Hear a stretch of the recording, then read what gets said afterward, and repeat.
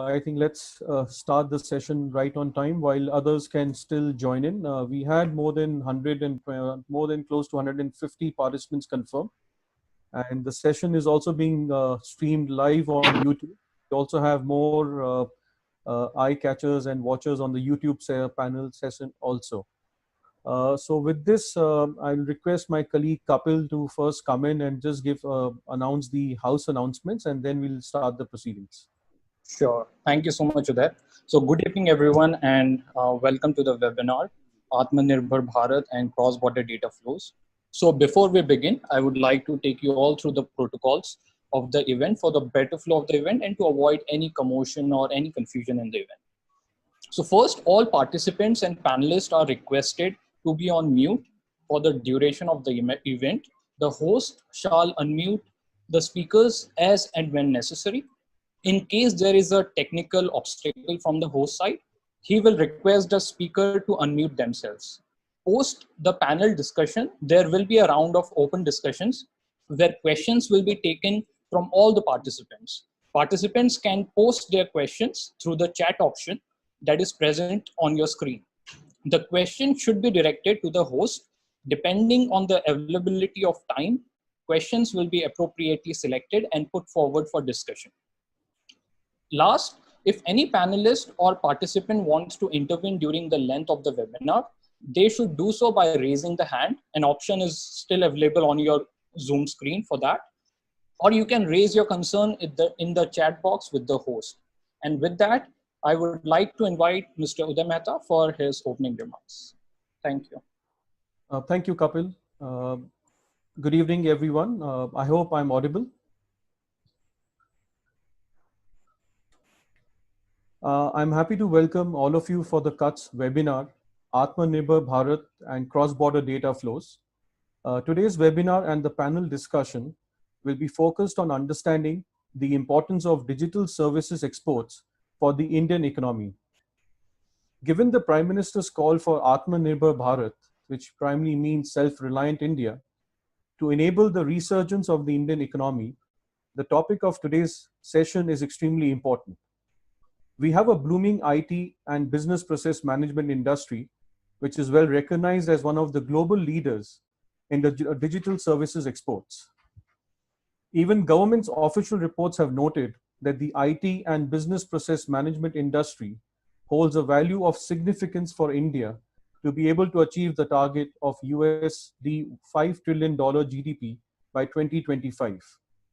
The IT BPM industry has also seen a consistent growth over the last decade and has huge potential in contributing to the economy. Taken all the factors together, including the unfettered free flow of data and market access to Indian companies in foreign countries, India is in a strategic position to strengthen its leadership in the IT BPM industry and further advance its growth from its participation in the digital trade using cross-border data flows. This brings us to the second important aspect of today's webinar and the discussion, which is on restrictions on cross-border data flows and its impact on India's digital services exports and the GDP. Given the COVID-19 pandemic has added to the woes of the already ailing economy, thus we must discuss the policy and the economic implications of cross-border data flow restrictions on the economy. To take this forward this evening, the important deliberations, we have an eminent panel today consisting of Mr. Rajeev Chandrasekhar, Dr. Amar Patnaik. We are grateful to him for contributing the forward for the CUTS report on data localization, which will be released today in a minute. Then we have Dr. Gulshan, Ms. Ankhi, and Mr. Deepak Maheshwari, and my senior colleague, Mr. Bipul Chatterjee, who's going to conduct the panel discussion and also deliver the presentation on the report. With this, we will just do a very brief digital release of the CUTS report on data localization. I'll request my colleague to just showcase the report title on the Zoom panel for all of us to see that. And that in a way marks the release of the report in this new norm of doing conferences.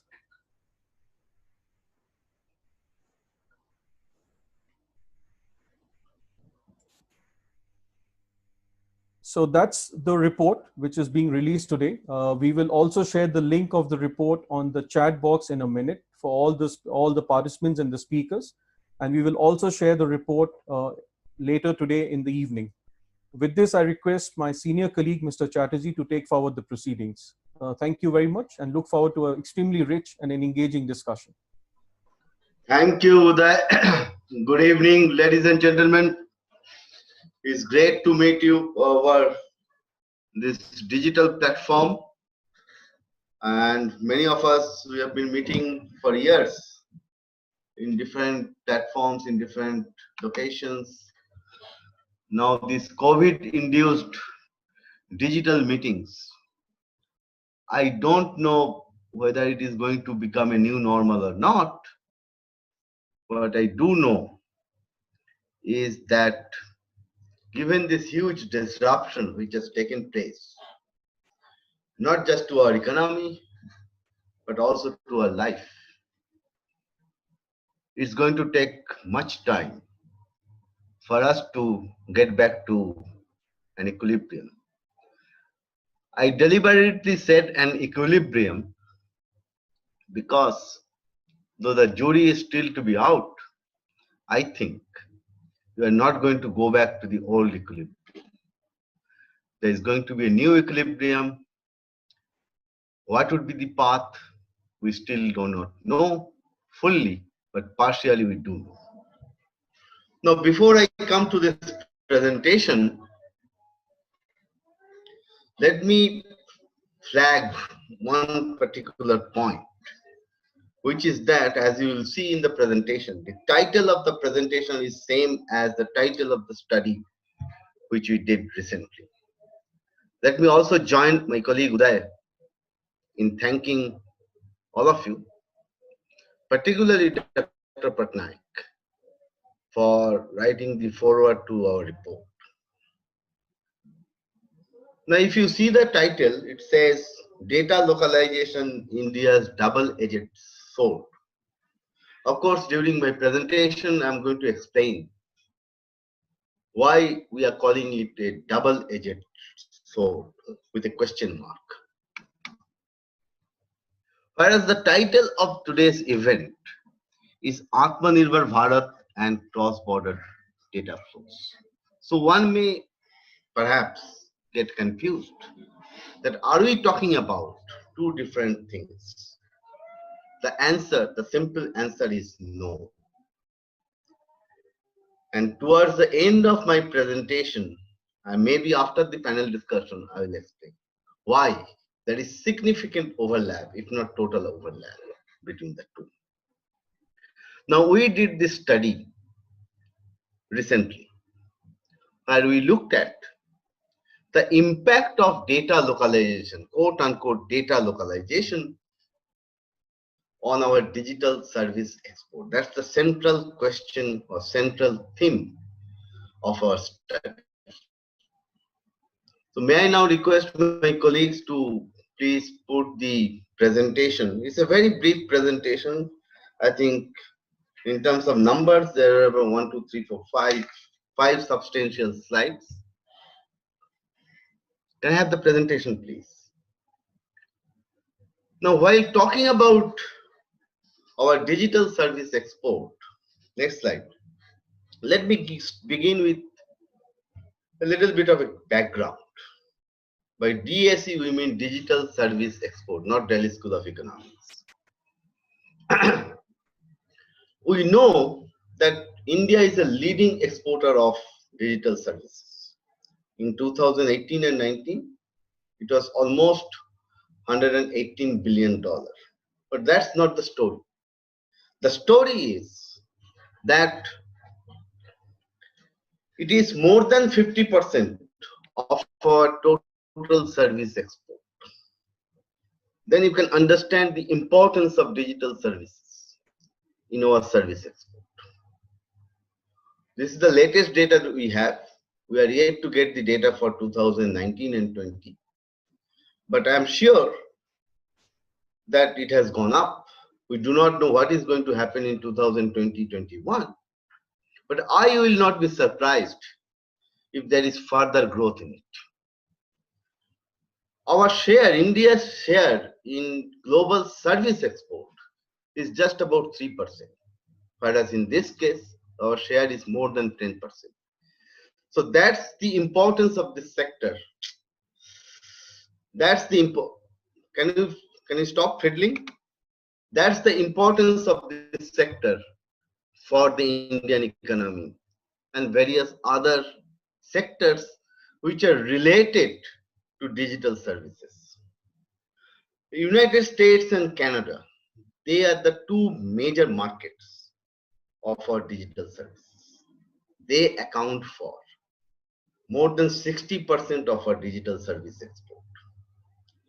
And the reason why I'm emphasizing this, when we looked at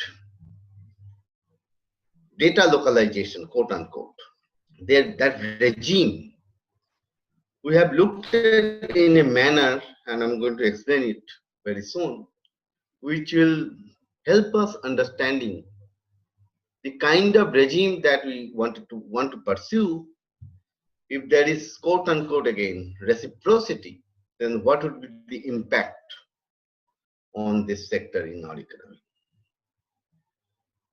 It is a no-brainer that the growth of this sector, like any other sector, it depends on policies, not just in India, but also in markets where we are delivering this export. And we have also found out, just to give you an idea of the importance about this sector, the relationship between growth in digital service export and growth in on the total size of our economy. 1% increase leads to 0.02%. In terms of percentage, you may think that it is small, but actually it is not. And when you see this in a much more holistic manner, in respect to money multiplier in particular, you will understand how important it is. Next slide, please. Now, if we look at the concentration of this sector or the location of this sector, perhaps that is the right word. So these are the 5 states in India. 3 of them are in southern India: Tamil Nadu, Telangana, Karnataka. Then of course Maharashtra. Then Delhi NCR region. Not only that, we looked at the pan-India data, but also we looked at these major states who are contributing to this sector and to the growth of sector.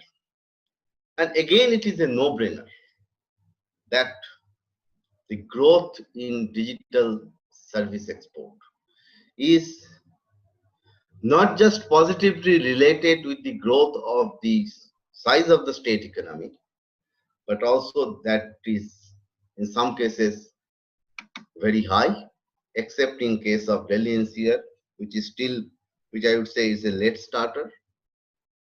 But in places like Karnataka, Tamil Nadu, and now Telangana,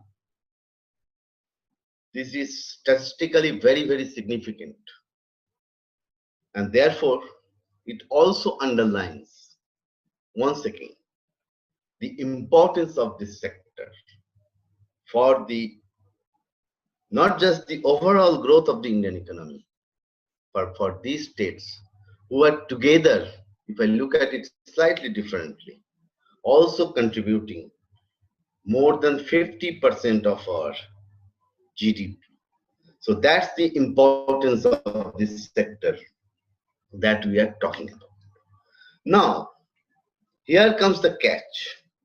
For quite some time now, I don't exactly remember the timeline or time frame, we have been hearing this term data localization.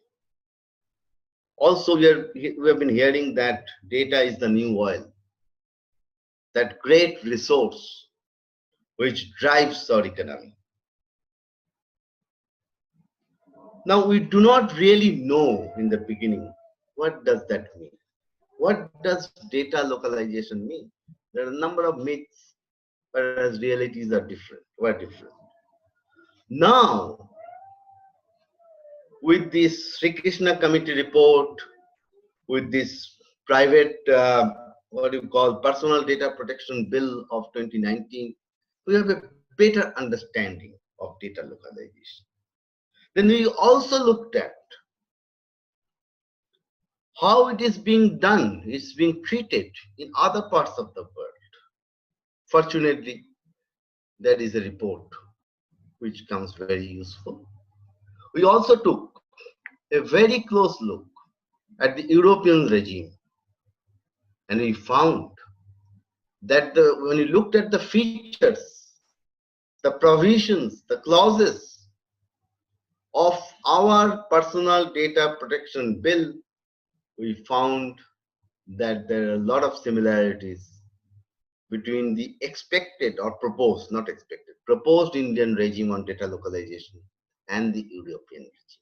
Therefore, what we did through slightly complicated, perhaps not complicated, depending on, there's a lot of subjectivity here, depending on how you look at it, econometric modelings. We try to understand the impact of the Indian regime on our digital service export, A, and B, on our GDP, on the size of our economy. Next slide, please. The beauty is, or the challenge is, that we cannot do this in isolation. As I said before in my first slide, that this is a sector which depends hugely on policies, not just in India, the originating country, but also in the recipient countries. So we have looked at various scenarios, 7 in particular, in total, sorry. So through our econometric exercise, we found that if we adopt cross-border data flow, CBDF, cross-border data flow, certain restrictions, and if our regime, which as per the, let me refer this, as per the report of, where has it gone? This, yeah, data policies ranking, so ranked by OECDs. India's current ranking is 42, which means the lower the ranking, more restrictive you are. We are not that restrictive, by the way. Of course, we are much more restrictive than many other countries, including United States. US's ranking is 50 in a scale of 0 to 100, whereas our ranking is 42. But if we adopt this regime, then our ranking will become 21, half of what we are today. That means we are putting more restrictions on cross-border data flow. What would be the impact on our digital services? We have found that there will be an impact, definitely, and it's going to be about 10% of what it was before. Now, we also looked at the regime in Vietnam, which is much more restrictive than ours. Their ranking is 9th. Of course, Russia is most restrictive. We didn't look at the Chinese regime. If our regime becomes more restrictive than what it is proposed now, and become like that of Vietnam, then the impact will be more than what it might have been. So we found this figure 16%. Now the beauty is, as I said before, that it's not just our regime, but the others And we have made a simple assumption of reciprocity. If our regime becomes like that of European Union and United States also become like that of European Union, what would be the impact? If we become like Vietnam, but US remain like EU, what would be the impact? If we like Vietnam and US also becomes Vietnam, what would be the impact? And similarly, finally we got this final scenario that we have become like Vietnam, which means much more restrictive in terms of cross-border data flow. US also becomes like Vietnam, and all other countries, they also become like Vietnam. Then the impact will be 19%. So from what it is today, our digital service export is going to come down by 19%. Let's say 20%. So the range is between 10 to 20%. And this is significant. We have then translated into value, and we found that,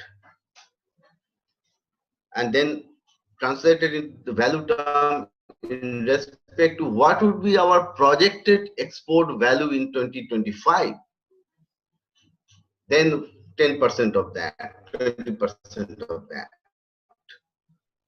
Then our projected value in 2025 is $1 trillion for the digital economy objective, digital service export objective.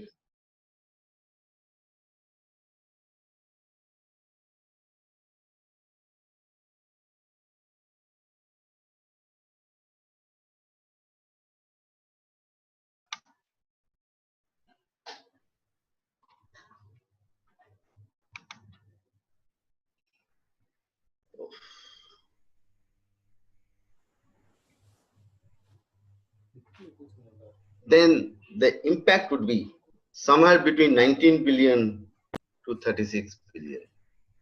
It may sound not that much, but when I look at its multiplier effects, when I look at the entire supply chain or value chain of this sector, then definitely it is quite significant.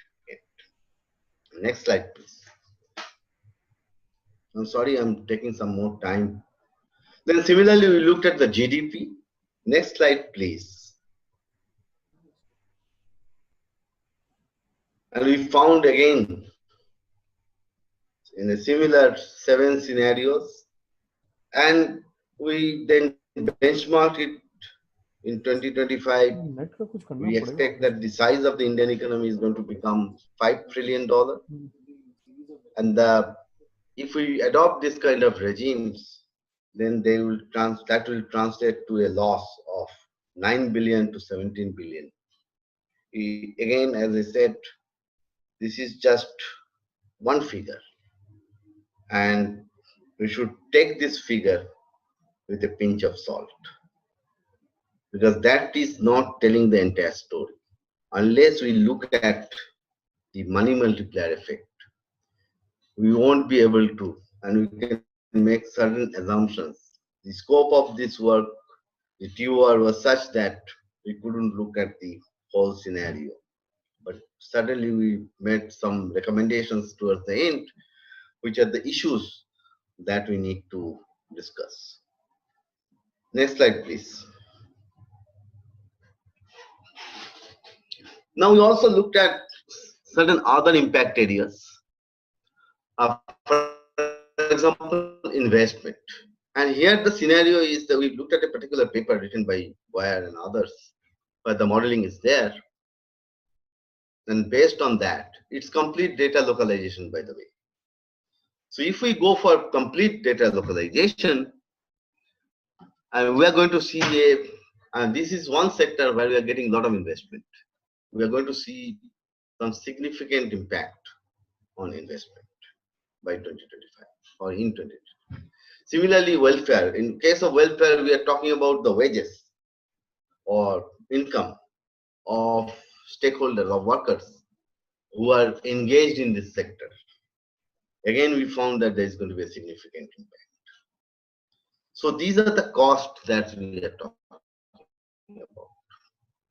Now, there are certain benefits also, and there is a lot of articles, papers have also been written about this. The data localization is going to help us innovate. But at the same time, there is also literature that restrictions also hinder innovation. Then there is compliance cost. There is also a thought process that data localization is going to help us establishing data centers all over the country. In our country, in particular location, where this sector is quite advanced. So we need to look at all these things, and then we need to take a call, and a balanced call, I would say.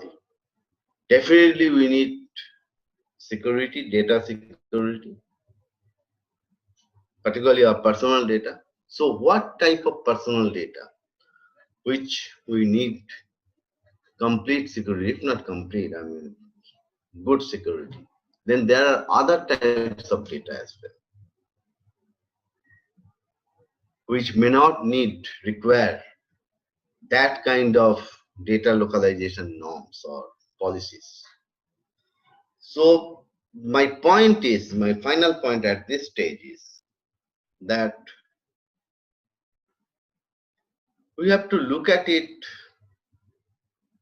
while on the one hand we have to look at it very holistically. At the same time, if we apply same thought process on all types of data, then I think we're not going anywhere. We're doing a disservice to the nation. So we have to think differently, innovatively on how we're going to treat what kind of data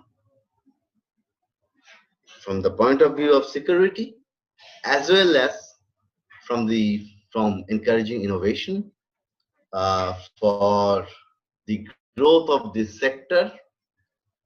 This is also going to create much more employment than what it is today. So all these things have to be taken into account before taking a final call on the personal data protection bill that we have. So with that, let me stop here, but I will come back later on this Aatmanirbhar Bharat part and how we can relate these two subjects. Thank you. Now, as I understand from the agenda, now we are going to have a panel discussion, and we have, as Udai has rightly said in the beginning, we have an excellent panel.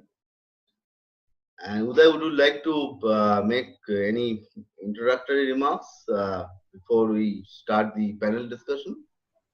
Not at this stage, sir. I'll come back to it in the end. I think given the time, we can go straight into the panel, and over to you. Thank you. We are running late by, I think, by 5 minutes, but that's not much of an issue.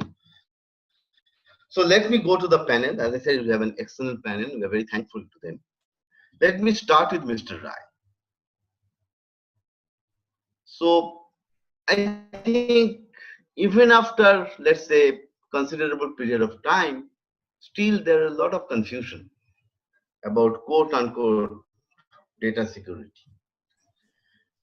There is one school of thought that if the data, particularly personal data, is stored inside the country, then it is secure. I don't know how. Only under that condition it can be secured. Then there is another school of thought which says that if we locate our data in certain locations with whom we have better reciprocal relations in those countries, then they can be made as secured as we locate them in our country. So what I would like to know from you, sir, that there are certain myths, there are certain realities about data security. So what is the current state of data security in our country, And how do you see that going forward? How do you see this regime going to evolve over a period of time? So over to you, sir. And I would request you, not just Mr. Rai, but all panelists, to make two or three sharp points which will help us deliberation which is continuing in our country. Of course, we have two rounds of such discussion in today's webinar. So over to you, Mr. Rai.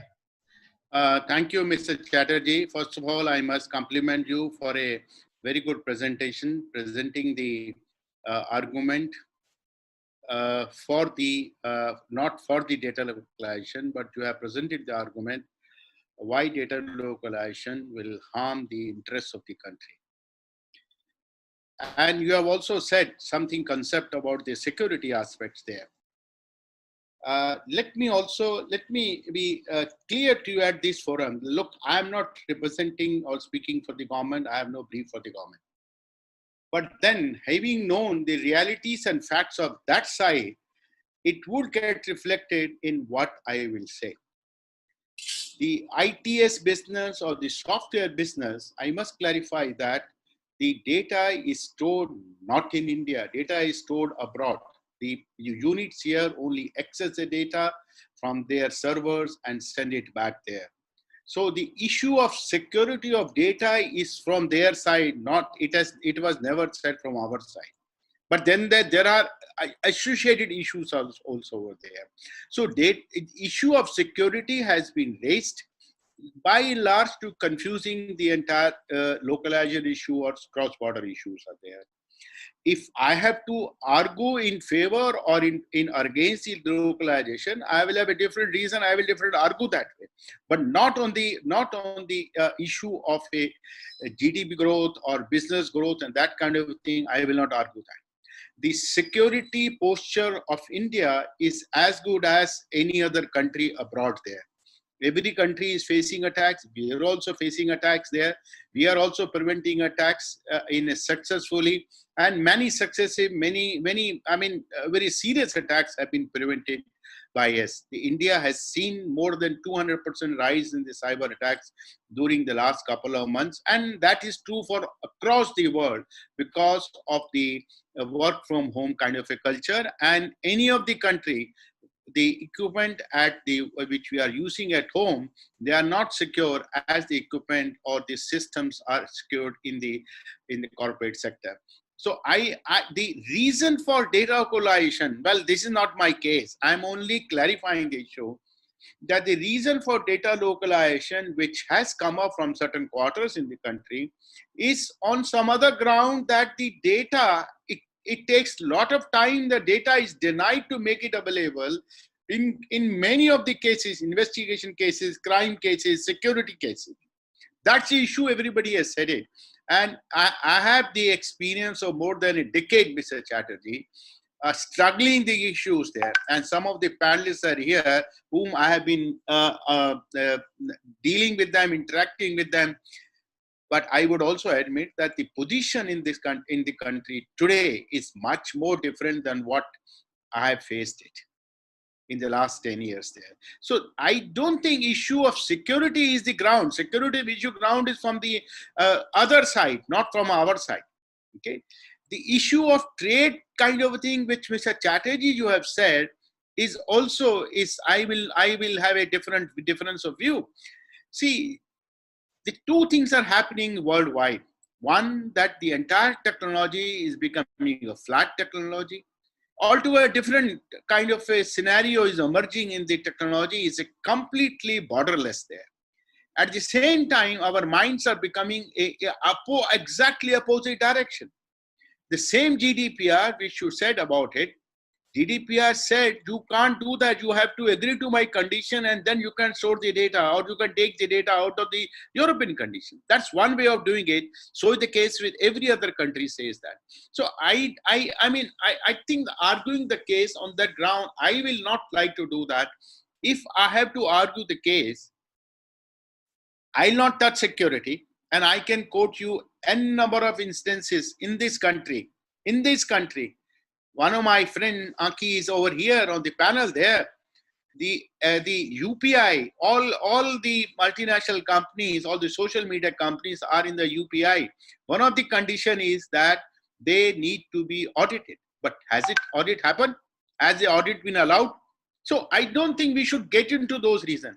If I have to argue, I would say we must look at data localization in some different aspects there, which is the technology. In era of AI or in era of the automated car or no driver car or IoT, the whole technology is becoming a flat technology. For example, today itself, this seminar or this webinar is being must have been attended by people from different parts of the world. We are in totally flat network there. Their data is flowing seamlessly. Video, audio, data is flowing everywhere. Data is being recorded by the over is going on. So I think the whole concept of localization or the cross-border data, in my view, need to be seen from the technology point of view.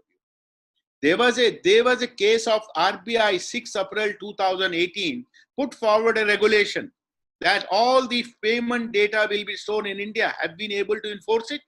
My answer is no. RBI may say. RBI reply you can see in the Supreme Court. It's a different kind of reply. So my issue is that yes, I was also part of the Justice Krishna committee. There was a localization. There were certain views. The report has come up. Whether we agree, but it's a part of the committee report there. But we need to look at in the last 2 years. In 2 years, situation has changed. Why don't we look at whether in the technology scenario, emerging scenario, we will be able to enforce any localization. It's not for us to see. It's for every other country also had to see. That is one. Second thing is that even if we enforce the data localization, what will happen? We need to recognize the other countries have to recognize our law and we need to recognize their law. Will that happen? So my principle is that let us not talk about the security. Why should we talk about the security? That we are securing better and other countries are not securing better. That cannot be the argument. And I don't think we will stand on that argument. We will not stand on the argument. We will be able to stand on the argument. My view, your view could be different. Other views could be different. We will not be able to stand on the argument of economic because we have seen the issue of GDPR.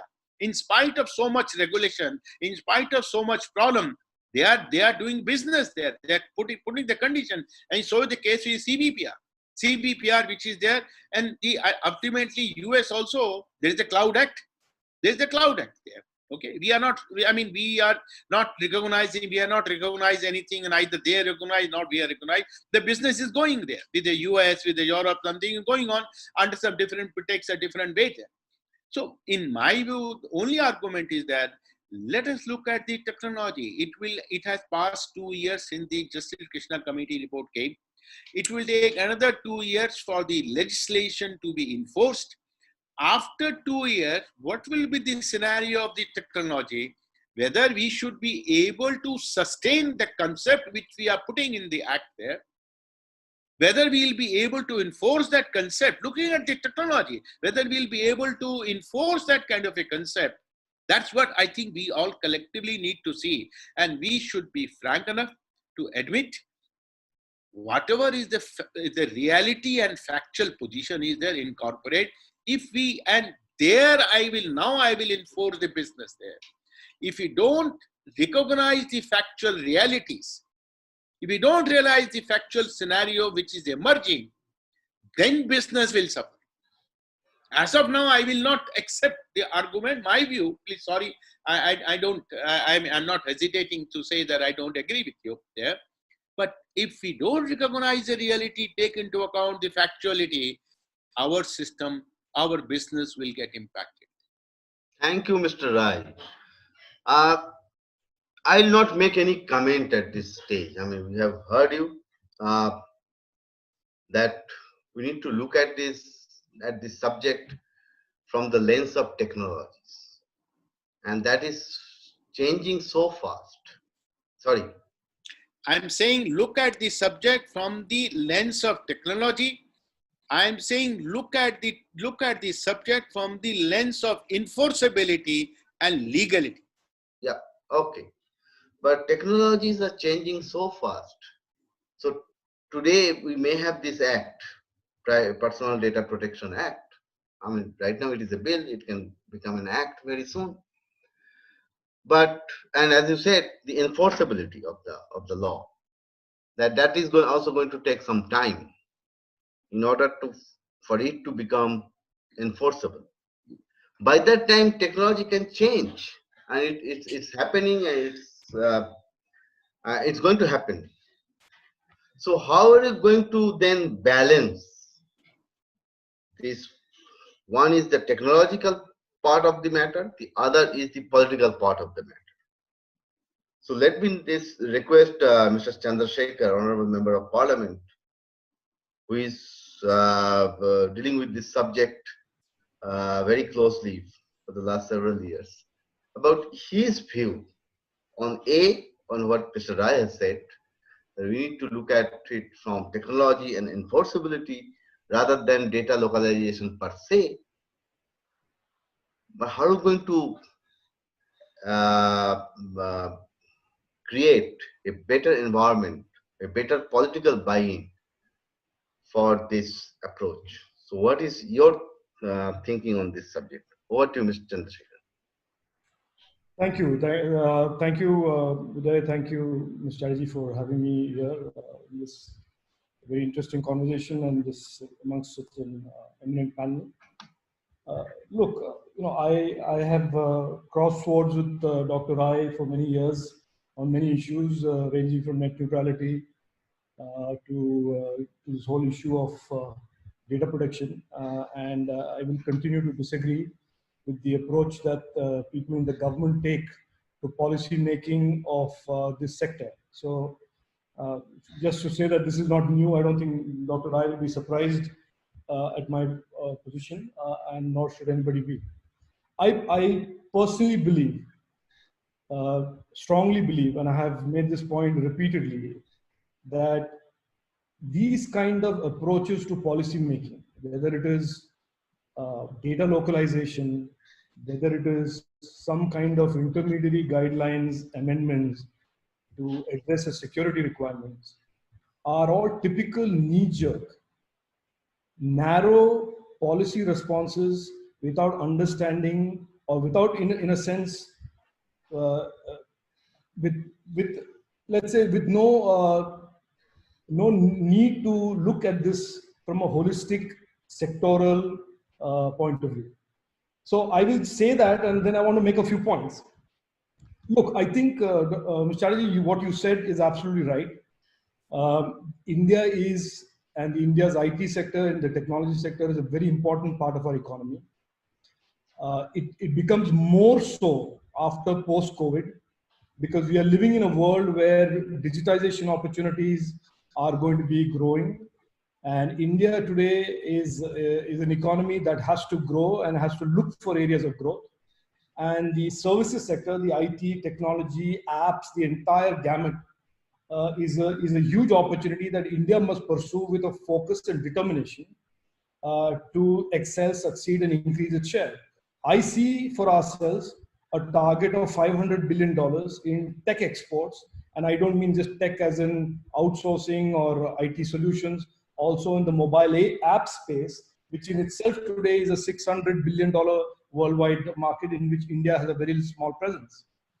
So it is a big area. And for that, if you step back, anybody today in India, even if you're the smallest stakeholder in this, you will agree that for sustained investment, sustained growth, policy making in this area must be consistent, well thought through, and must avoid conflict and complexity, because disruptive consequences arising out of one's policy on the other part of the ecosystem is totally unnecessary. Now, the argument has been made repeatedly by many people in the government that security somehow is this big, huge issue that will put as secondary every other consideration in policy making and regulation in the technology space. And I reject that completely. I reject that because it is symptomatic of a fundamental problem in India and where we are today in the tech space. The tech space in India has grown because of lack of government policies. It has been enabled by entrepreneurship. Without recognizing that, if you start making policies with a very narrow perspective of, let's say, security, as the case is today, as I have seen today in the intermediary guidelines that they went up and down, and they want WhatsApp and Telegram to reveal decryption at the request of the government, and all kinds of very, very retrograde. You will find that the security argument is a perfectly valid argument, but we have to look at this entirety. And I want to make a few points on this, and I will participate in the conversation that follows. COVID-19 we are now operating in the post-COVID-19 space. COVID-19 brings three specific new issues onto the table vis-a-vis the global economy and in a sense technology. One is about sovereignty. Sovereignty is a clear and present issue now for every nation in this world, whether it is data sovereignty, whether it is economic sovereignty, whatever. The second is reciprocity. As you saw with China, reciprocity now will take over from the old regime of WTO and a global multilateral trade regime. And the third is, like I said, there is going to be increased investment in technology and digitization.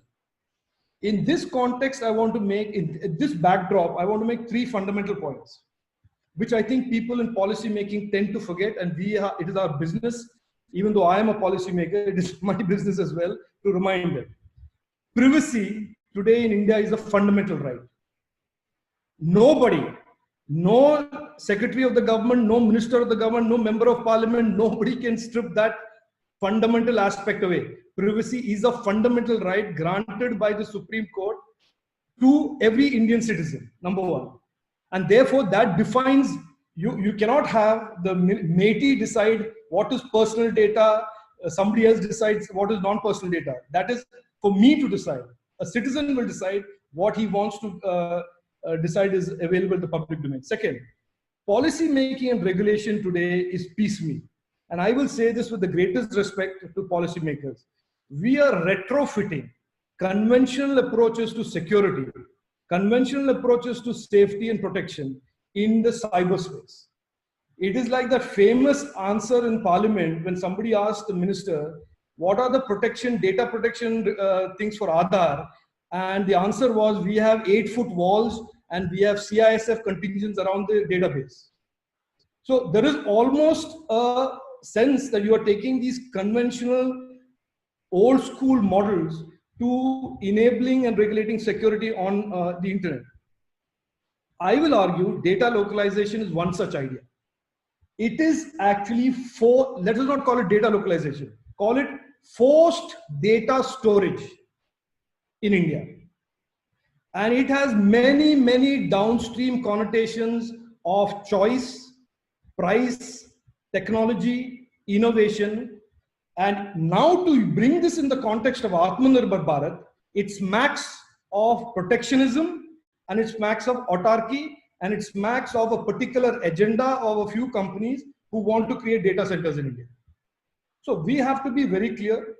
Data localization it gives you very limited incremental benefits. If the argument is that because the data center is next door, 5 kilometers away, and that gives you better access to data, that is, in my opinion, a flawed flawed reading of the world of the internet. There have to be bilateral agreements between nations in terms of data sharing. Those are the ways to look at data access. And the issue is of data access. And that data access problem can be solved in many other ways without creating and disrupting the innovation, choice, technology characteristics that characterize our technology sector. Thank you. Thank you, Mr. Chandrasekhar.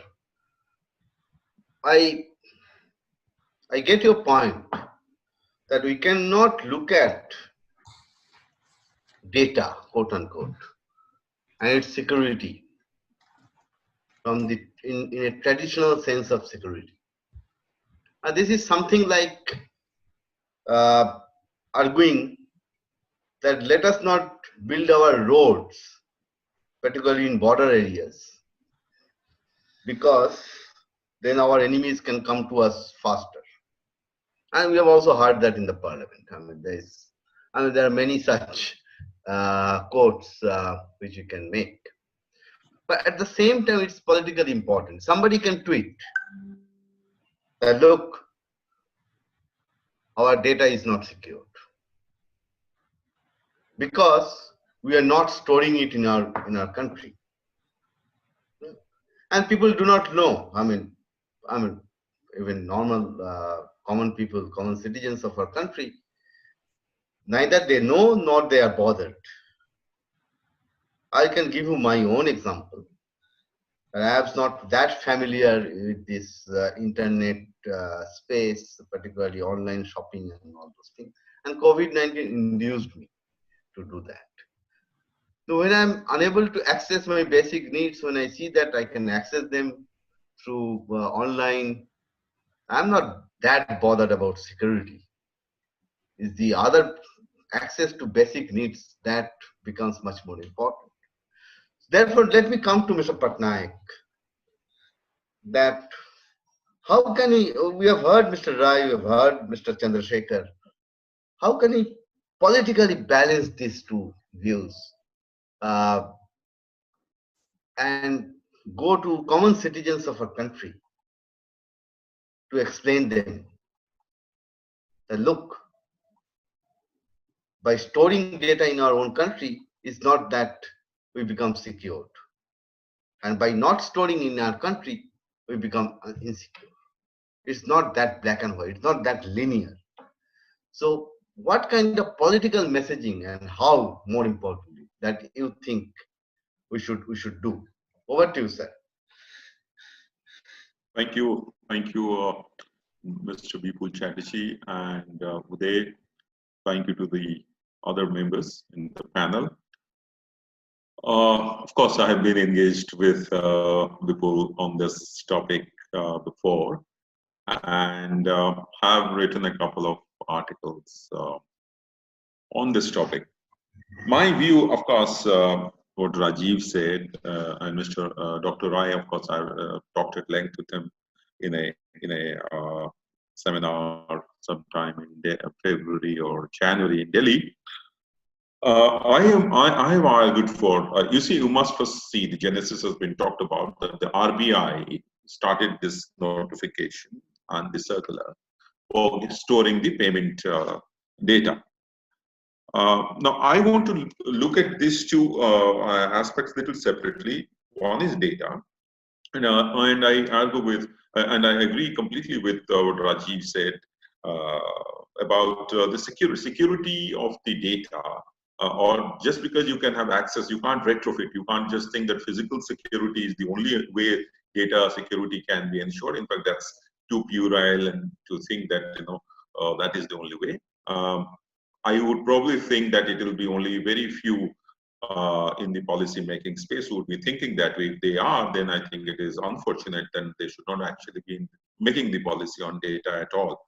But India is in a different league altogether in the IT space, ITS space, in AI, and we are picking up to. So security is not the main issue. The other one would be, I think the point is sovereignty. I mean, given the context of the current problem with with China, post-COVID, COVID related to the country's sovereignty should not be compromised.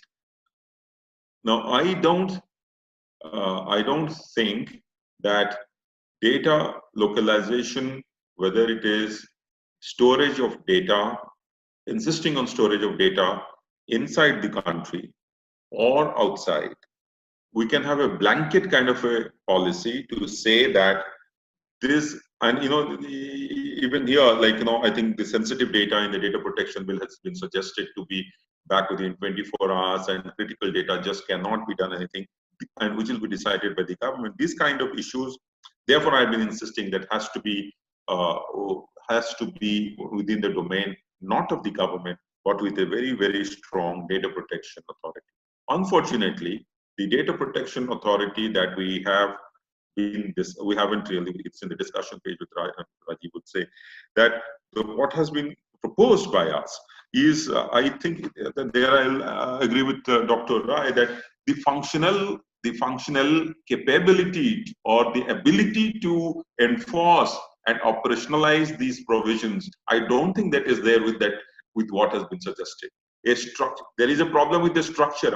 I'm looking at the DPA from two angles. One is problem with the structure that we have talked about, written independence, many other things. One is the functional aspect.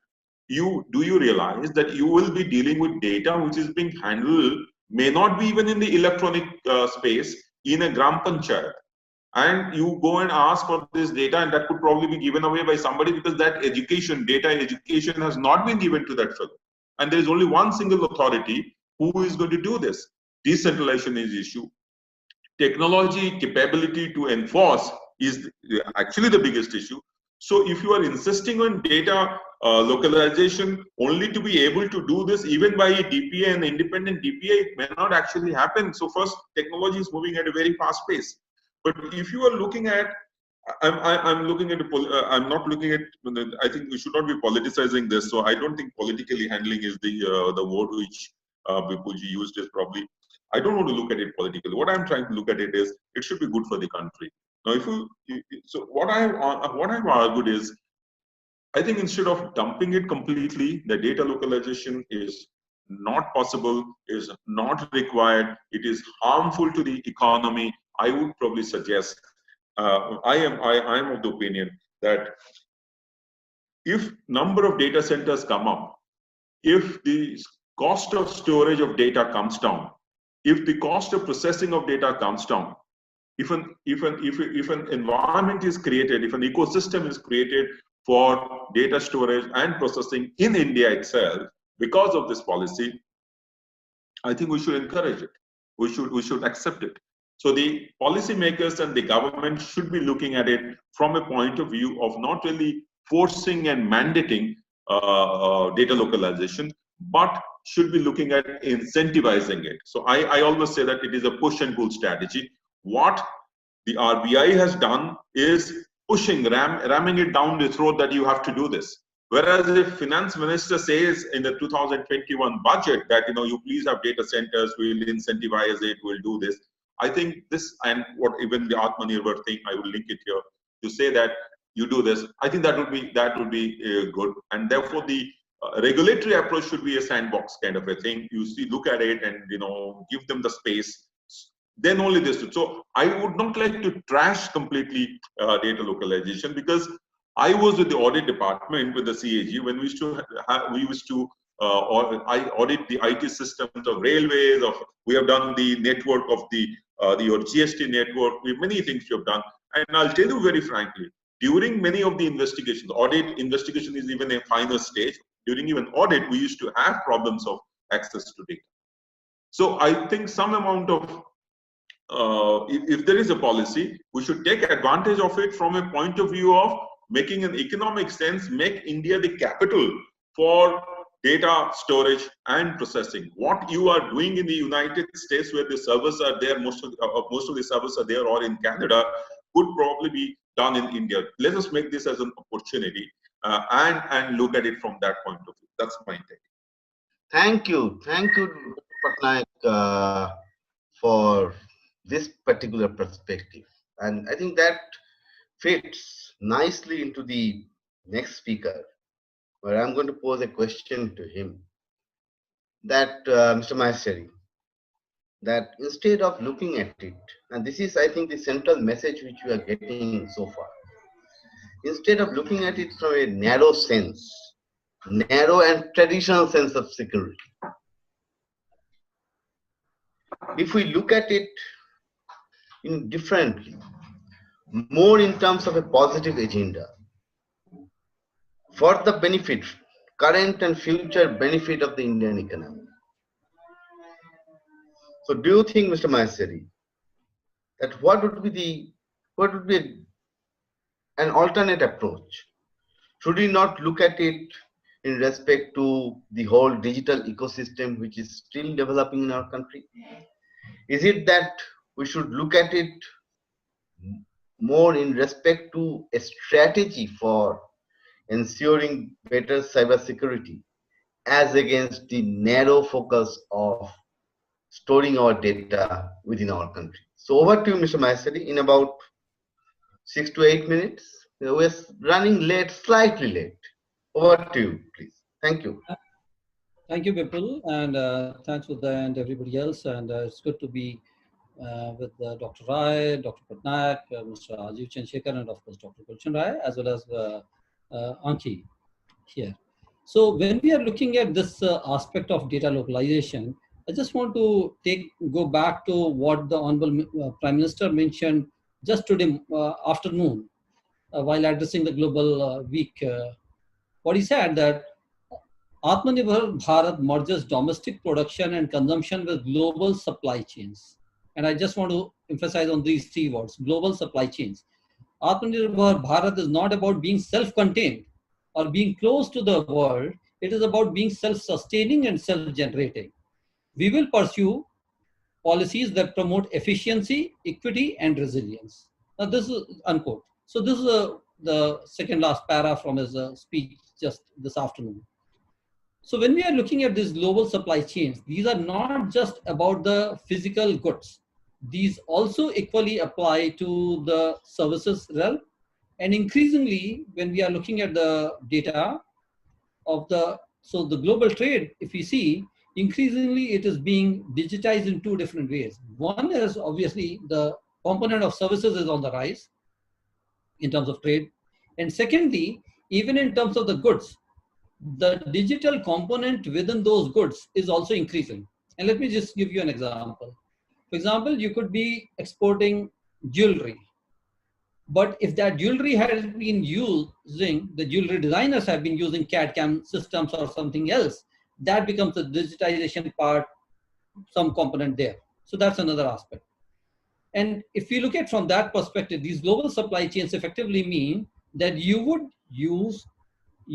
generate data, you will process data, you'll store data wherever in the world it is necessary, and it is also most efficient. In fact, that's the first term that he used, that we will pursue that promote efficiency, equity, and resilience. So when you're looking at efficiency has to be seen holistically, not from the perspective of only one particular type of stakeholders, but rather all sort of stakeholders. So we need to ask certain things to ourselves. Is it more efficient if all servers, everything is within the country? Or for that matter, what would be the repercussions if a hard data localization is mandated? And let me give you an example again from the government itself. Now, it's been about 15 years in this country that we have this concept of state data centers. And state data centers, very rightly, were meant for providing the services by the respective state governments to their population. At the same time, one of the challenges with this concept of SDCs was that, for example, in UP, you had one state data center. In Maharashtra, you had another state data center. But in case something happened to that particular data center, there was no backup. And even when the state government started thinking about, okay, having one more, what they thought, okay, we'll have one in Mumbai, one more in Pune. But nobody's thinking that, okay, if we have one in Mumbai, which is for Maharashtra state, and can we take the secondary data center at Bhubaneswar SDC? And for that matter, Odisha state government could put something in Jaipur. Now that type of thing we have not yet seen. And I think this type of regimented thinking is inhibiting us from leveraging the benefits of this technologies in a full manner. Now let me come to the other aspect, which is about equity. That's the second term that he mentioned. Now equity, we need to look at not only of the government, but also from the people at large, businesses, civil society, everybody. Now, is something which is equitable for everybody, or is it only for one type of stakeholders again? And the third thing is, in terms of resilience. So if we have, let's say, this type of a localization mindset, what will happen is a state government, as I mentioned earlier, may say that, okay, the data of my state residents should be stored only within my state. It should not go somewhere else, except maybe for things which come under the union list. Tomorrow, I won't be surprised if that's a thinking. A city might say that, okay, this data should not be my municipal corporation, my municipal boundaries, or a Gram Panchayat could also do in the same manner. Now, in this type of thing, I think we'll increasingly be closeted ourselves into very narrow and inefficient systems, rather than being in a position to leverage everything. The second aspect is in terms of what is it, so Dr. Patnaik did mention that, okay, some sort of data might be necessary. So nobody's saying that the government employees' records should be stored all over the world. We are not saying that. Or defense personnel's record should be stored all over the world. Or again, some strategic information in the country should be stored elsewhere. At the same time, there's a whole lot of other data which can and should be encouraged to be traveling around the world. And the other aspect is in terms of course, law enforcement access and other things, which Dr. Rai as well as Mr. Rajeev Chandrasekhar did allude to earlier. I think we need to create mechanisms. And the fact is, yes, I do agree with Dr. Rai that there's a lot of frustration in the Indian law enforcement agencies in terms of getting the data from other countries. But that's MLAT, the mutual legal assistance treaties, are not between companies. They are actually between countries, from one government to another government at that level. And second thing is that just like we have frustration with certain law enforcement agencies getting access from other countries, I've also equally heard from other countries' law enforcement agencies, they also have similar type of concerns when it comes to access from India. So if the pain is on both sides or on all sides, let me put it this way, I think it is also the onus on the governments to increasingly come to a more digital usage of MLAT. So MLAT process itself should be resolved. So for example, on 30th August 2016, when US-India Cyber Cooperation Agreement was signed, one of the items was about increasing the efficiency of MLAT, so reviewing that process. And the last thing that I would like to say is this. When we are looking at resilience, the resilience has to be seen not only in terms of whether we have multiple links. So for example, on the internet, we do have multiple links. Today in the country, we have multiple fiber going from Chennai, from Kochi, from Mumbai and elsewhere. We also need to have resilience, just like this type of fiber links. We also need to have resilience across different data centers so that in case something goes wrong somewhere, we still have a fallback somewhere else. And also depending on the traffic loading itself, because it is ultimately a dynamic thing, things can keep on changing.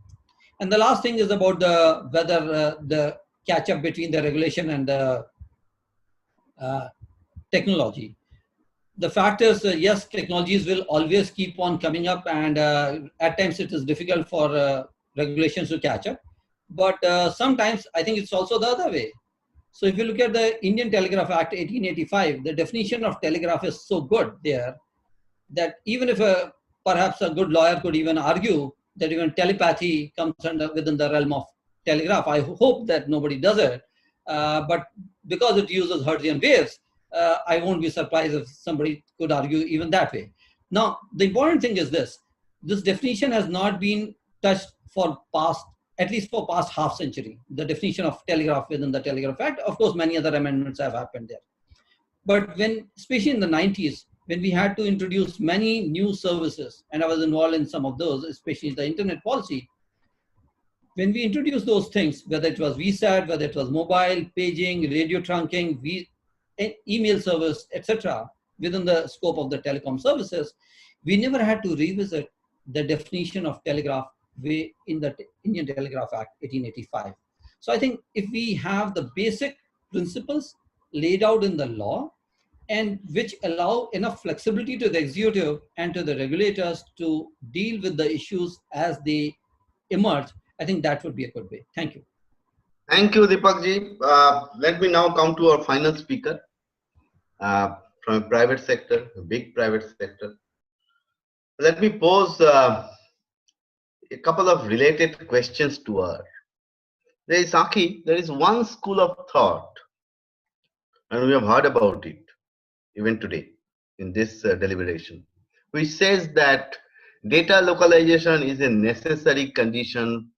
When you look at it from digital ecosystem point of view, it's a necessary condition for our startup ecosystem, for developing startup ecosystem, for enabling innovation. And you also heard contrary views. Then we also see that there is this demand for data portability, interoperability, and things like that. Now, after hearing all four experts of ours in today's session, their views on this subject, what is your view? Do you agree with that thought, that school of thought, or not? And B, what could be possible viable alternatives that we can think of as against looking at data localization purely from the traditional security policing kind of a point of view? So over to you, Ankhi. And you have about 8 to 10 minutes. Yeah. Thank you, Bipul.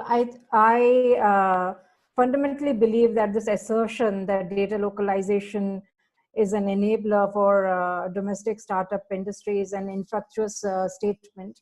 The reason for that is, even if you look at current statistics, these are not my statistics, but statistics which have been put out by the Commerce Ministry. They have made these assertions that India has the second largest startup ecosystem in the world, growing almost year on year on a 10 to 12% run rate. And this has been pretty steady. And almost a third of these startups are technology-led startups. And that is happening as of now without any mandated data localization.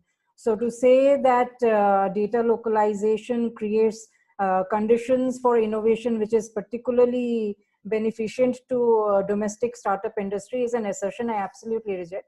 I do not think it is backed by any evidence. It can be a philosophical argument, but I mean, economic reorganization or economic policy making is not reliant only on philosophy. It should be based on evidence-based policy making as a principle. So I really don't see the supporting data which kind of goes to support this assertion. The second element, I think, which always gets lost quite a bit, is that data is not exclusive. It by its very nature is non-rivalrous. It's easily replicable. We have seen, and I'm sure many people have seen, there's public well-established research literature which has been put out, where it has been established that an average individual is estimated to hold around 35 data relationships. And we all as individuals, we have these data relationships. We use it for purposes of transactional behavior, which is e-commerce and buying. We use it for friending, for staying connected, for communicating with friends and family. So there are a host of human behaviors which are there for which data relationships get developed. They pretty much mimic what we have in our real life. So to say that, again, that, there is going to be a certain type of linearity, and therefore I as an individual person, A as an individual is only going to interact with a certain type of application, again, presupposes a certain market condition, which is not, sort of reflective of either human reality or human behavior. So from my perspective, I really think that neither is there sociological reason to support this assertion, nor is there economic evidence to support this assertion. Insofar as the alternative models which you talked about is concerned in terms of looking at data localization, I think sometimes this argument is made that data localization will lead to alleviation of law enforcement demands for data access. I think what people normally do not recognize or underappreciate is that there's already very good existing mechanisms in terms of demands being made on a variety of intermediaries, including firms like ours, by law enforcement agencies, which have been notified by the MHA, the federal agencies, as well as sub-federal agencies. It's essentially a state DGPs and state police organizations who are in touch with companies and intermediaries for data access when there is a legitimate violation of lawful behavior, or there is an incident which requires that kind of metadata access. And that does happen. In fact, if you look at the transparency report put out by intermediaries, and all intermediaries put this out at sort of a certain time scale, a couple of times at least a year, where this data disclosure is made in terms of how much of data has been disclosed to law enforcement agencies, and identify federal and sub-federal disclosures which have been made. So I think there are existing mechanisms even at a firm level which is there. And of course, there was a lot of hope with the India-US strategic dialogue, which would work towards creating that bridge, and Cloud Act definitely is one option which we have been discussing for a very long time. And there was a lot of impetus which was put behind the India-US Track 2, also 1.5 dialogue. Over a period of time, it has atrophied a little bit, and therefore I think there is a requirement to re-energize that pretty vigorously to make sure that whatever are the edge cases which get stuck up and wound up in the MLAT process is eased up, and that can lead to comfort in terms of speed of response, as well as in terms of just a bilateral relationship between the two countries. The last point which you talked about in terms of data, I think your question was really about data portability. That's what you mean by interoperability, I assume. Now look, as a company, that is something which we have taken a very public position in terms of supporting this. In fact, Mark Zuckerberg has taken a very public position on this, and we have said that regulation should guarantee the principle of data portability. And I think the Justice Shri Krishna Commission report also considered this aspect.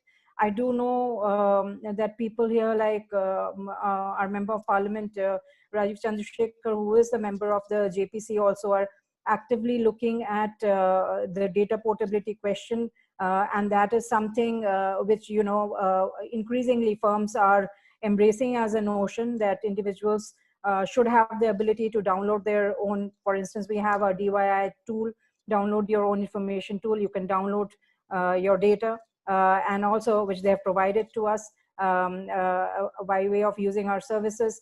And they can also be using that with other services that they choose to use. So I think we are looking to the PDP bill. I do hope that there is some acceleration, and it is not a 2-year time horizon, because businesses typically like certainty. And the JPC will put the right level of energy behind this to engage with all points of view, and essentially engage in decision making, which helps in economic reorganization in a way which is reflective of the evidence which is there in the marketplace, as well as takes into consideration human behaviors and sociological patterns which inform how what are the types of data relationships human society has. So thank you, Ankhi. So there we come to an end to the initial part of this panel discussion. Now it is time for interaction among the panelists, interaction between the panelists and the other participants. And we are right on time, actually. So let me thank all of you for that. Now I'll hand this over to conduct the interactive session to Udai. But before that, I have a question. Now we have heard 5 of you, policymakers, lawmakers, experts, from private sector. Now, even after hearing all of you, and there is a lot of learning from all of you, definitely, there is so much of wisdom, collectively as well as individually. So my fundamental question is that even after having such wisdom collectively within our country, why are we trying to make this thing so complicated? Is it in our system that we always try to make simple things complicated? To put it in a more economic theory language, rent-seeking kind of an approach? Maybe Dr. Patnaik, maybe Mr. Chandrasekhar will be in a position to answer this. May not be in this platform. Maybe we need to talk to you personally on one-to-one basis. But that's the fundamental question that I have. And this is not just for this legislation. Mr. There are Chandrasekhar will many answer such this examples. question very well. Look, There are many such examples. I don't want to go. Mr. Chandrasekhar will answer this question very well. no, He can only answer. one of the Before that, let me hand it over to Udai and let him conduct this, because I think there is going to be some fireworks now. Thank you. So before I come in, Mr. Chandrasekhar, maybe you'd like to answer to Mr. Chatterjee, and then I'll open the floor. We already have received several questions for all the panelists. So over to you, Mr. Chandrasekhar. No, look, it is one of the abiding mysteries of policy making in India on why policies end up creating more confusion, litigation than solving people's problems. I mean, it's one of those things that I don't think there is an answer for. Even if you ask the wisest of politicians, they don't have an answer. But anyway, leave that as it may to the side.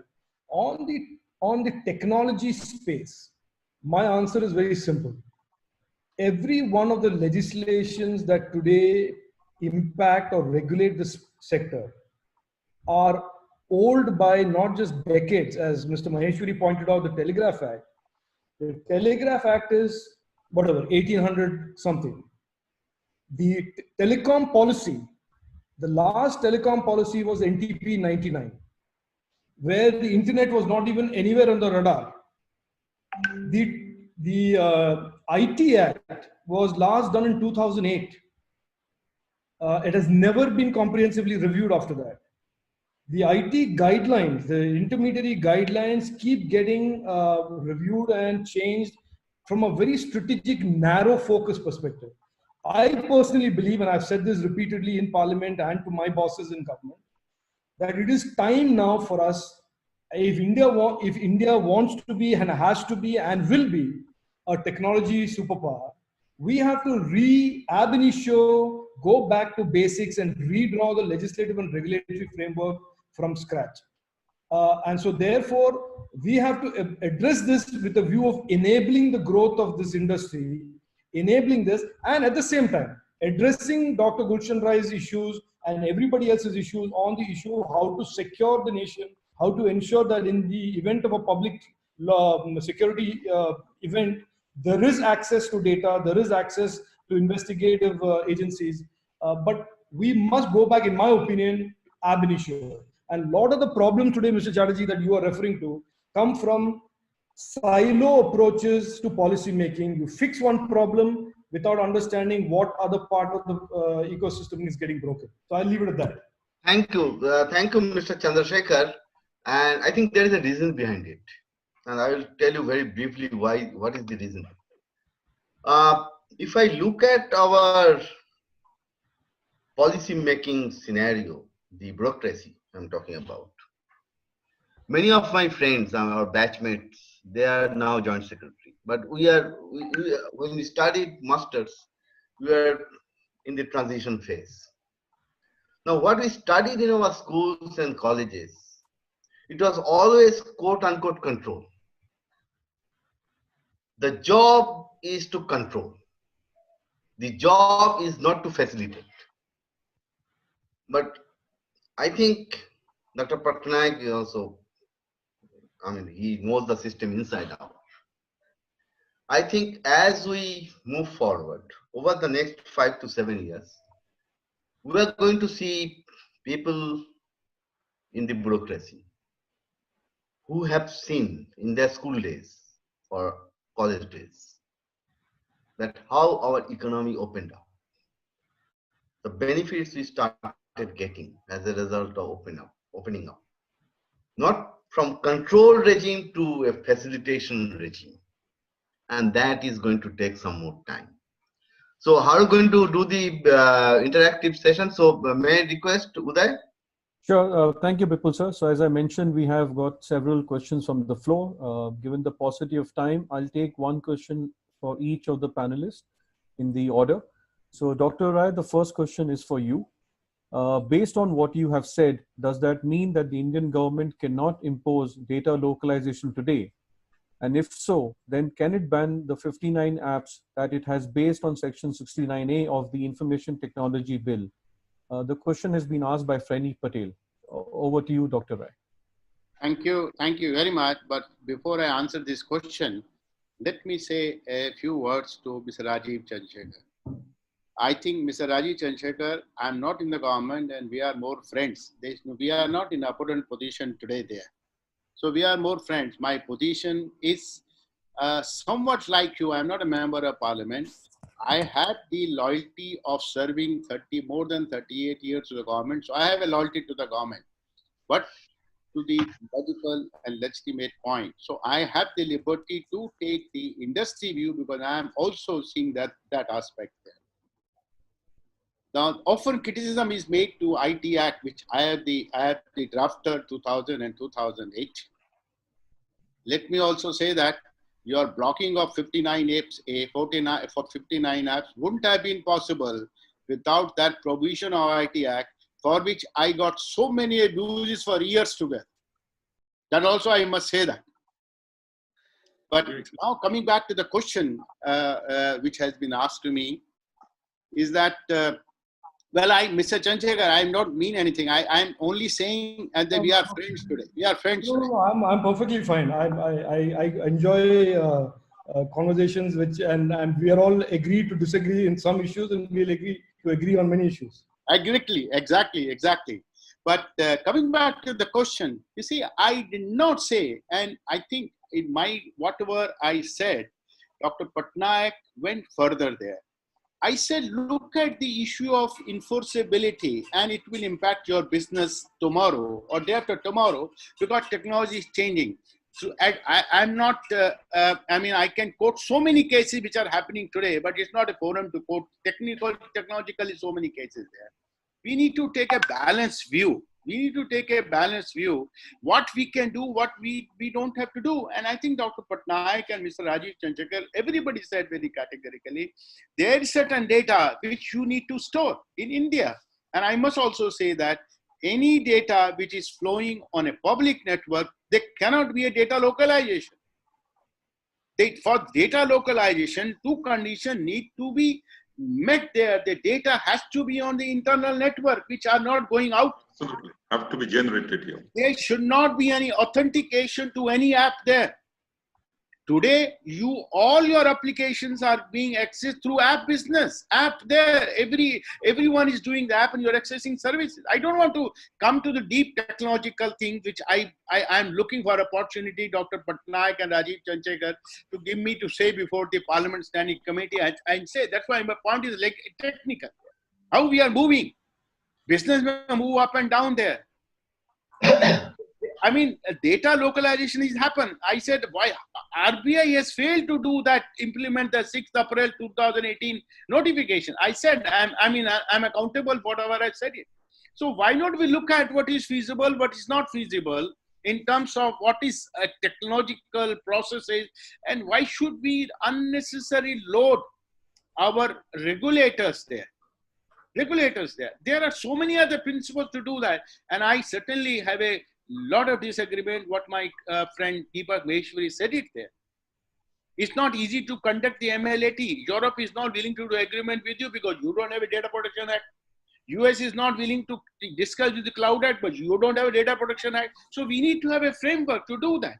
But I think we must look at it that our framework should be interoperable, because when we go to GDPR or when we go to the Cloud Act or we go to CBPR or APAC countries there, both the regulation, both the legal framework will be compared, and it has to be done within the framework, within the ambit of their own framework. So we need to be flexible.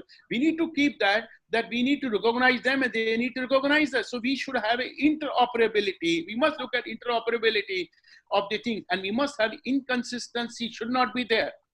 I'm seeing one document floating on the internet putting the draft e-commerce policy there. They want to raise another e-commerce regulator. And I think the media also covered the e-commerce regulator. And their whole issue is, another regulator for data. They're talking about more stringent law than what the PDP bill says about it. So I think there's an inconsistency. We need to look at those things. And within those framework, we must take a balanced view, what we can do, what we cannot do. That will be good in the interest of the country. I mean, we are all patriotic to the country. We must look at it, do that. And I'm sure I have a full faith in the JPC today, because everyone in JPC, very enlightened member, and everyone is looking at not today, it is going to be a landmark kind of a thing, legislation for generations to come there. They are first going to take up further what Supreme Court has said, Mr. Rajeev Chandrasekhar has said, the Privacy Fundamental Act. They're going to take it further, make the first legislation for enforceability of that legislation. It's a landmark kind of a legislation. They have to look at all practical point of view. We can do today. We can do, the laws exist today, we can do that. But whether are we able, even if we do that, are we able to do? I quoted the example of UPI payment. NPCI has all agreements with every party. Are they able to enforce that? Certainly no. So enforceability, in my view today, I think if we cannot enforce in a good law, the law is as bad as anything anybody else can say. So let us not look at what we can do, what we cannot do. I think we must look at collectively in a balanced kind of a thing, without any caste, creed, or any kind of a thing for the future of the generation. Thank you, Dr. Rai. I'll just move on to the next speaker. The question is from Mr. Rajeev Chandrasekhar, and it flows very well from what Dr. Rai just mentioned. And the question is, if data localization is a result of siloed thinking, how do you think we can institutionalize a whole of government thinking on data policy issues? The question is from Mr. Amol Kulkarni. So I think more such public discourse. I think the people of India, see, look, the biggest beneficiaries of India that is much more digitized and is a technology power is finally each individual citizen. And I think as long as there is more and more conversations like this that we have in the public domain, and it is not left to these small rooms where there are some bureaucrats and some politicians that sit down and make these policies that impact millions of Indians. If we do this out in the open, we will get better policy making. I just squarely believe in that. I think, as Dr. Rai said and many of the panelists said, India is sitting on the cusp of something very big in the entire global technology space. We can define it, we can influence the future of technology, we can influence the future of the internet. We have to, therefore, our policy making, our regulatory framework, our institutions have to be world-class. We can't benchmark the technology policy making or the technology regulatory framework with, let us say, to make an tenuous argument with the education ministry or the health ministry. We have to do things in this space because our peers are the best in the world. Our competitors are the US, our competitors are South Korea, Japan, Israel, and therefore our policy making, our regulatory framework, the capability of our institutions have to be built with that in mind. Number one. Number two, I'll just add this one point, taking up to prove that me and Mr. Dr. Rai can agree on things.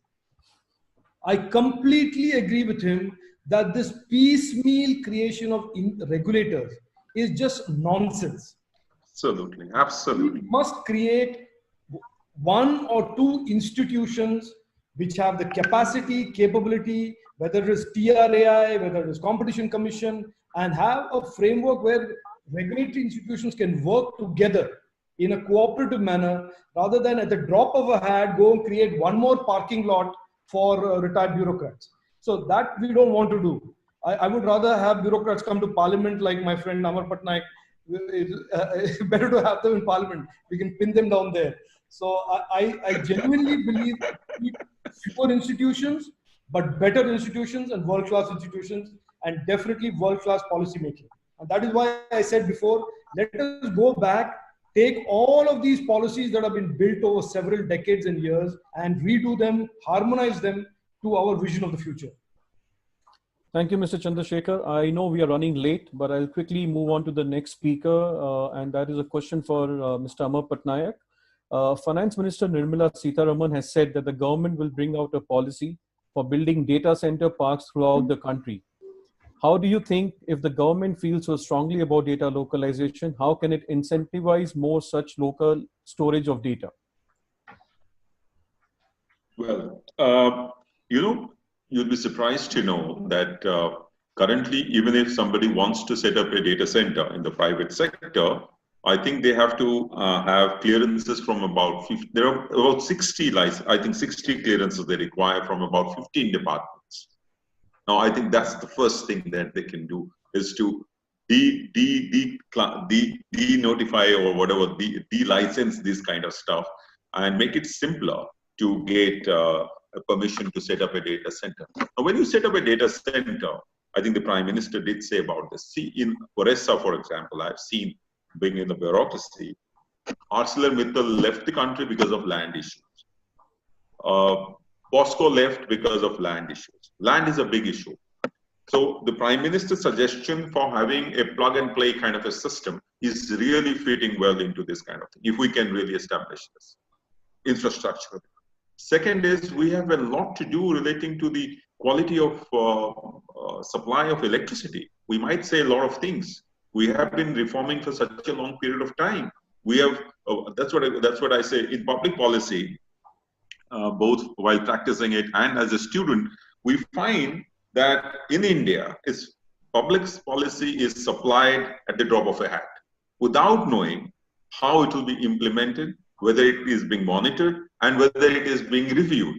And that gives scope to a lot of rent that Mr. Chatterjee was talking about. So I think the incentivization here would be basically in dismantling the too many license Raj, whatever you say. The second aspect is if we get the volume of data as a result of data localization and can store it properly, because we need to have that many centers very quickly, only then the cost of data storage and processing will come down. Otherwise, the cost of compliance will be very high for any kind of startups. So we have to do both the things simultaneously. And the last thing that is to incentivize these data centers, I think we also have to be cognizant of the fact that we cannot force them to do something because of the RBI regulations or because of the PDP bill. We have to give an environment in which the broad public infrastructure should be able to give them the security of the data, the security of data flow also within the country itself, as Mr. Maheshwari was talking about, and the framework, the legal framework for having I actually look at the future of having data-based trade agreements. I really look at that as the future, which would happen, in which you have a reciprocal arrangement for cross-border data flow with those countries which have the similar kind of regime that as you have. So these are my initial thoughts on this. Thank you. Thank you, Mr. Patnaik.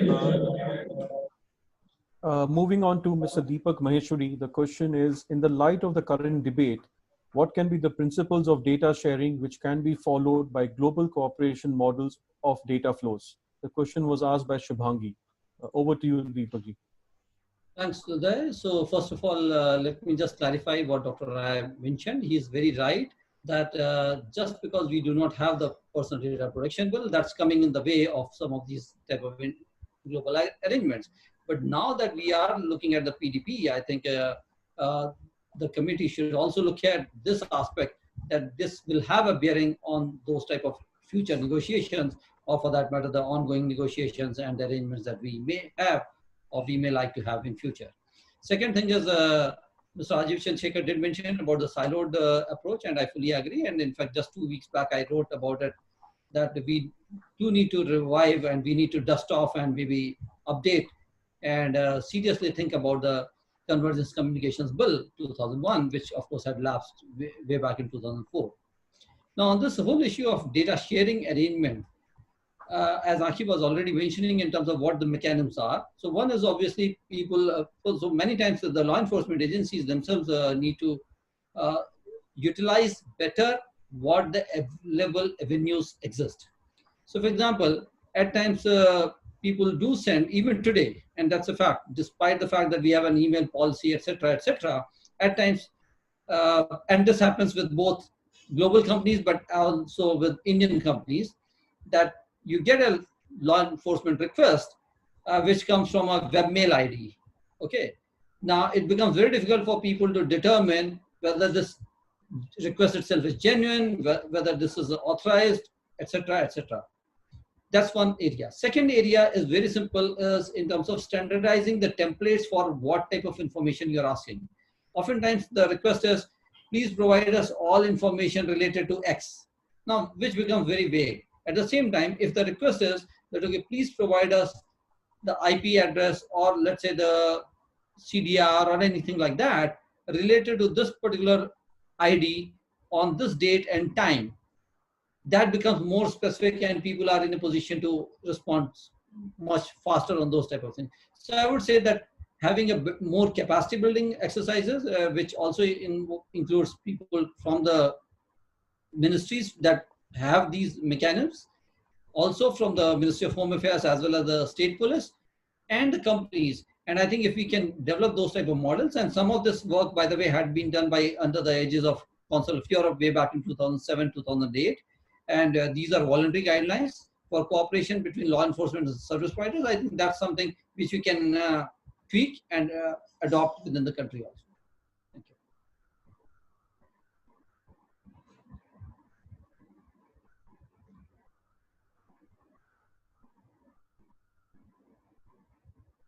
How will can you hear me? Yeah. How will data portability enhance user welfare in terms of enhancing the uptake and usage of data-driven services, especially in light of the COVID pandemic, wherein reliance on digital technologies have increased? The question is from Siddharth Narayan to Ankhi Das. So data portability essentially is about giving control and choice to consumers, right? Like you decide your data in terms of downloading that, and also having access to information in terms of the ways that your data may have been utilized by the app that you have given your data to. But also what is happening at an enterprise level is that companies are building norms in terms of participating in projects like the data transfer project, for example, which exists between Apple, Google, Microsoft, Twitter. It's an open source initiative which is designed to enable better data portability by developing tools and standards which will enable users to request secure, privacy protected, direct data transfers between services without, having the friction of loading, download, and re-upload, etc. So I think as you have more of this becoming the norm, the kind of friction which you see between apps, that is going to diminish quite a bit. And at the same time, as a user, you will be able to control in terms of the kind of permissions which you are giving for that kind of sharing. Thank you, Ankhi. I'll just take the last question, which is the most burning question and been raised by several participants. And that's a question for Amar Patnaik and Mr. Chandrasekhar. What is the status of the JPC? And when is the Joint Parliamentary Committee likely to start meeting with the stakeholders on the PDP bill 2019? So Mr. Patnaik, Mr. Chandrasekhar, whoever wants to take that. We have discussed this. I think we are in the process, quite the stage of interaction with the ministry, with the Aadhaar authorities, and then with the Ministry of Information, of the Ministry of Home Affairs. And that's going on, and that is, I think, more or less well on way. And as far as calling the people who have made representations before the committee, I think Rajeev would agree that probably, I think they are working that out as to when they would be called, but we were stopped because of the lockdown, and nothing has happened after that. Now, as to when we are going to have that, that's a difficult question to have, because yes, I'm a member of the Standing Committee on Finance, and I suddenly saw yesterday that they have fixed a meeting on 27th of July, a physical meeting. I don't know if Delhi situation is what it is. I'm not going. So I really don't. And as far as virtual meetings are concerned, I think that is not yet been given a go-ahead by the chairman of the Rajya Sabha or by the speaker of the Lok Sabha, because I think they have to change the rules and in the rules committee and whatever. So I still feel that currently there is.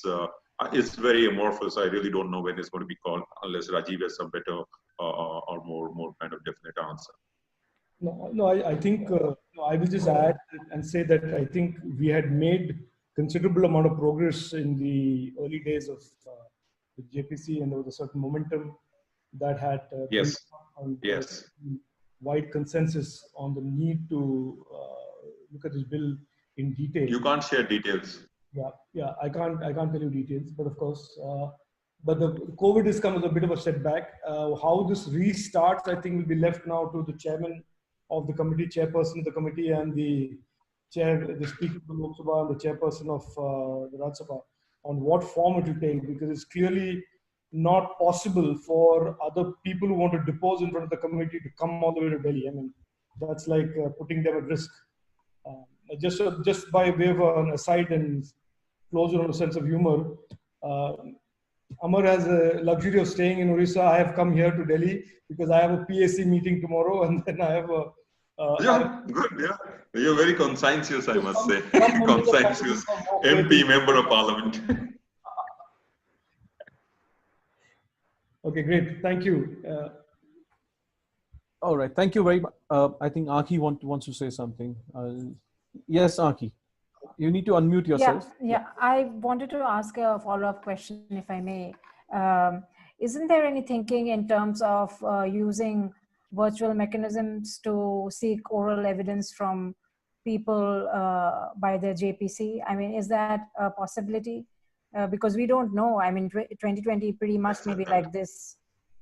No, so Ankhi, as Amar said, Mr. Patnaik said that there has been some discussion on that, but the Secretariat has, in a sense, both the houses have basically come back and saying that they have some issues, both from a point of view of the rules of business and legality of these meetings, as well as the capability technologically to deliver on that. But that conversation is ongoing now. So you can see some of these committees are now meeting physically, but when committees have to interact with witnesses, it is quite clear that it is not going to be possible to do so in the conventional way that the committees did before. So I think this will be like a one step forward, one step forward, and then wait and see what happens kind of an approach, which is to see if some witnesses can be brought in on board remotely, virtually, and see how that works. Thank you, Mr. Chandrasekhar. I think with that, we come to the end, and I just request very quickly my colleague Kapil Gupta to deliver the vote of thanks, and let's close the webinar. Over to you, Kapil. Sure. Thanks, Udai. On behalf of CUTS, I want to wholeheartedly show my gratitude to all the speakers and participants for sharing their insights and experiences on the subject matter. I think the discussions such as this are very crucial and fundamental in informing the policy narrative for creating an effective and optimal policy. And with this, I would like to take a moment to summarize some of the key takeaways from the webinar. So we need to look at data localization from the lens of technology, enforceability, and legality, as the tech is flat in nature. Data access issue can be solved without disrupting innovation and choice. The policy approach should not be to mandate and force, but the need is to incentivize the industry and take the policy advantage. Thus, it is imperative now for India to go back to basics and redraw regulatory approaches to enable growth of tech industries and build institutional capabilities that can work together. With this, I conclude this webinar, and once again, I thank you all, and we look forward to engaging with you further on this subject matter. Take care and stay safe.